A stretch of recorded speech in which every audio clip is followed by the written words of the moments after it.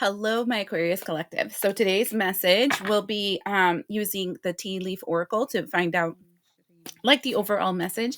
And then I have tarot to give the additional information on it. Now, there's a lot. Oh, look, one just flew out. So I just kind of like shuffle through them like this and then pick out three. And then that's how the message goes. Okay. So the first one, the one that flew out while I was talking to you, is the bag. Something important, such as a new job or a raise. So something's coming. It looks like it's going to be an opportunity. The second one says hat. You will be playing a different role. Oh, yeah. And then the third thing that comes out is the apple. Temptation will test you. Temptation will test you. So it looks like you're going to have a different role, you have a different position, something new is coming into your life. But of course, like everything else, when we're entering into a new cycle, there's always that, temptation to fall into the past and temptation to stray away from the path that you have decided to go towards. So, the past always has a way of coming back in our path to see if we are going to play that role again. All right. So let's get more on this.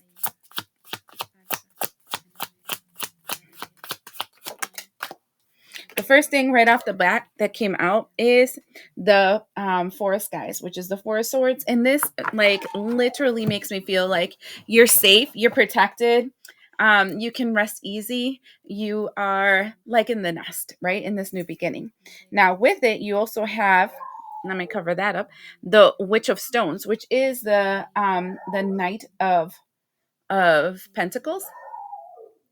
The reason why you're safe, you're protected, you're back in the nest, you can take a chill pill and whatever, is because this is the beginning stages of this transformation that's happening into your life. So this would be like first getting the position, or this can be like first having this seed for this new idea that you're going through or whatever. So there is like the beginning stages. And so and it's going to be a process that's going to take a while, because then the Knight of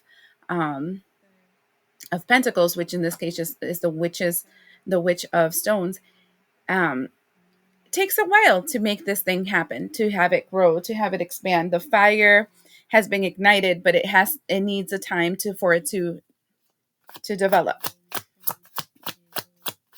Ooh. Shut up. We have the 20, which is renewal, and rebirth, which is the Judgment card. The Judgment card is an awakening, something that came back to life, right?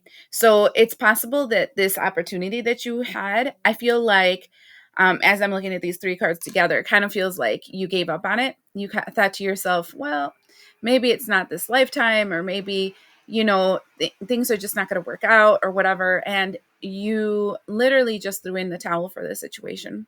And then it's just because it was taking its time to develop and form. There was things that needed to fall out of your life. There was things that needed to like change and shift. And now is that rebirth energy where the potential for it to come to life has come back.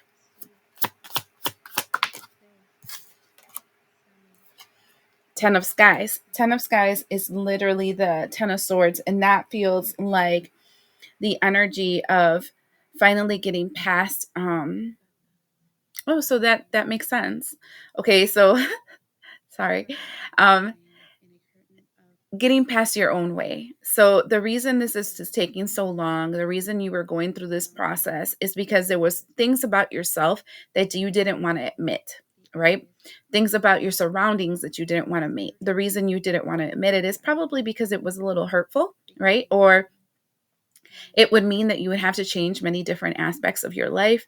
It would mean that you need to be okay with like losing a lot of aspects of yourself and your dreams and your aspirations. Like there was things that needed to die for this to come to life. And that's why also the Judgment card, because the Judgment card, it's like raising things from the dead, but some things are also like judged to die, you know? So there's like this, some die, some raise up. And that's the energy that I'm feeling here. It's like you had to be okay with things ending, with things coming and like concluding in your life, with things not being the way that you thought they were going to be, and now moving in a different direction because you were going the wrong way, moving in a new directions so that you can get what you wanted. And that's what I feel is happening here. Like some things just had to die.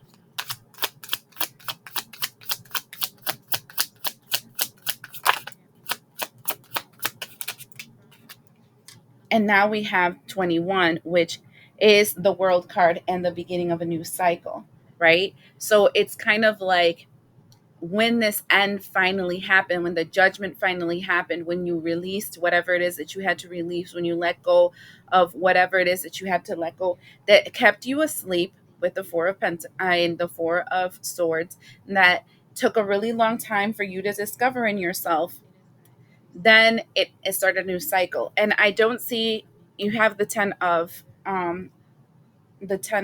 wands here.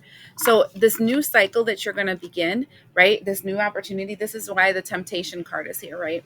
um it's not going to be easy because it's a new road. It's something that you've never done before. It's exploring different aspects of yourself that you might not even know that you have potential of. And it's also exploring shadows of yourself that you might have not even had time to even look at, because these are not paths that you've taken before. So every single new path and every single new beginning, every single new circle in the life of the fool's journey in the tarot, every single cycle then requires you to explore more about yourself. You go deeper into yourself, and in going deeper into yourself, you discover things that were hidden to yourself, like shadow aspects of yourself, darkness within yourself, darkness within like the way that you perceive the world and things like that. And as that moves forward, then you realize, oh, I have a lot more work to do.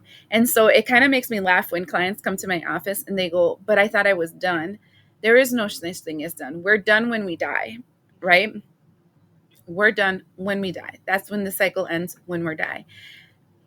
If you are really spiritual, if you are awakening to your spiritual path, you are definitely always going to be going through lessons, through growth, through experiences, and you always have to continue that fool's journey over and over and over again, because what you're doing is going deeper and deeper into your essence and unraveling that onion until you get to your core.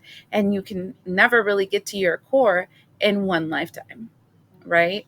So in the bottom of the deck, we have the King of Stones, we have the Nine of Waters, and we have the Witch of Skies.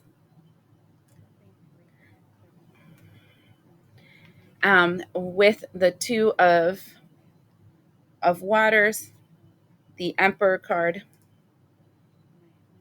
and the Seven of Trees. I feel like this part right here is something of a warning. This is something you don't see because it's in the bottom of the deck, but it's something of a warning. There is an energy of the world here. So there's two kinds of people, right? There's people in the world that are not of the world, and there's people of the world that are not, that are in the world, right? So it's kind of like there are players of the matrix, and then there are people that are inserted into the matrix to shift it, that are not really part of the matrix. Um, and so I'm seeing here the energy of wishes, desires, magic, right? Because magic is anything that is a strong intent that creates chaos and change in the environment that is around them. And here it's a very masculine energy. So somebody using their masculine energy to create like wishes, desires, to this is the Knight of Swords, to send attacks towards you, like attacks being causing doubt in your mind where you have intrusive thoughts. This can be literally creating chaos in your life, so you actually have problems with different connections that you may have, things like that. And this is actually geared towards this attack. I want to say is geared towards a partnership, um, with another male energy, right? So it's like the female energies are not being attacked right now. It's the male energy connecting and fighting here. And your job is kind of to deflect that energy with the um, of wands. So there is going to be like contrary energy, which goes back here with the apple and the temptation, not falling into temptation. I actually feel like there's going to be an energy trying to, I want to say, create like a wedge, because now I'm seeing one of these cards and it looks like a piece of a pie, and it's like somebody is trying to create a wedge in this situation. That's what it feels like. Somebody trying to create a wedge between what you're trying to create, and the connections you made. And it feels like a partnership. So it can be you connecting to your divine masculine energy, kind of making it feel like the connection is not that strong and you're not that strong and you need something outside of yourself. Or it can be like a partnership, because this manifestation could have involved a partnership with a second person and creating a wedge between that. That is the snake in the grass here. And I feel like it's still around and it's lingering and it's trying to see how it can enter into and create a wedge between what you're trying to manifest. But that is part of the game, right? You can't have something without having struggles and conflictions. And so, I'm still seeing that energy around the matrix for you. So be careful with that. But I do see that you kind of change directions, and it's going to bring you exactly what you wanted. Um, and it took you a really long time to get here. All right. I hope that helps you. Thank you, my subscribers, for being here, and we'll see you the next time.